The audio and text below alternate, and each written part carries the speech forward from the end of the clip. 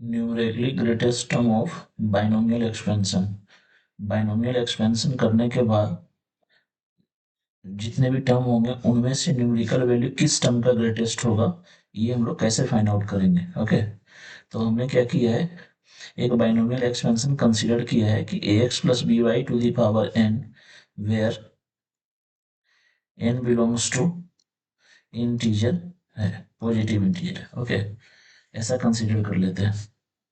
तो अब हम लोग क्या करेंगे, इसके एक्सपेंशन में कैसे फाइंड आउट करेंगे। तो यहाँ पे लेट कर लेते हैं कि late T r plus 1 is numerically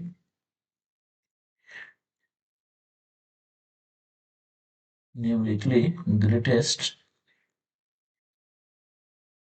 term in binomial expansion, ऐसा मान लेते हैं। ओके, कि टी आर प्लस वन जो है वो न्यूमेरिकली ग्रेटेस्ट टर्म होगा बाइनोमियल एक्सपेंशन में, T R plus one term. तो इसके बाद हमें क्या करना है, आर की वैल्यू कैसे निकालनी है पहले वो समझना पड़ेगा। आर की वैल्यू, ओके, तो आर की जो वैल्यू है वो लाई करती है m minus one two m तक। आर की वैल्यू जो है इसमें, ये जो आर है वो m माइनस वन से m तक लाई करेगी और दोनों के इक्वल में रहेगा। वेयर वेयर अब ये m क्या है, तो m is equal to n plus one. ये जो n है वो n plus one by one plus mod of first term divide by second term, mod of first term by second term whole mod रहेगा। Okay, इससे हमें m मिल जाएगा। तो first step हमारा क्या है, ये है स्टेप वन, ये है स्टेप वन, ये फाइंड आउट करना, और ये है हमारा स्टेप टू, ये फाइंड आउट करना। Then you will get your final answer. Okay, तो कुछ क्वेश्चन देखते हैं कैसे करने। एक क्वेश्चन एग्जांपल ले लेते हैं। एग्जांपल कि हमें क्या बोला गया है कि find the greatest term in the expansion, find the greatest term in expansion of 7 minus 5x to the power whole 11 where x is equal to 2/3। Okay, इसे कैसे सोल्व करना है हमें, तो हम लोग क्या करेंगे, इसे सबसे पहला स्टेप क्या लिखा है, m की वैल्यू फाइंड आउट करना। तो हम लोग पहले m निकालते हैं। m क्या हो जाएगा,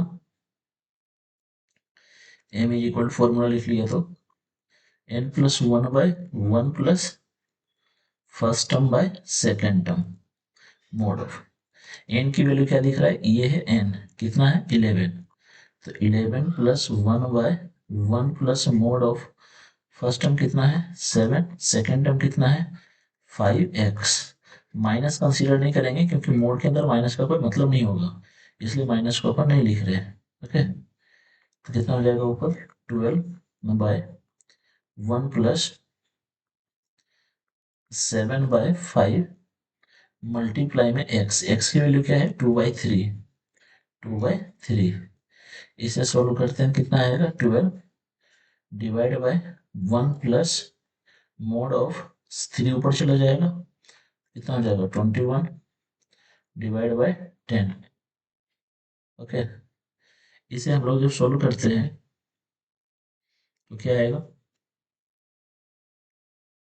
m की वैल्यू हम लोग अभी भी कर रहे हैं 12, मोड तो ओपन हो जाएगा क्योंकि मोड से माइनस प्लस का मतलब कितना हो जाएगा 10 प्लस 21 मल्टीप्लाई में 10 कितना देगा 120/31, 120/31 आ जाएगा।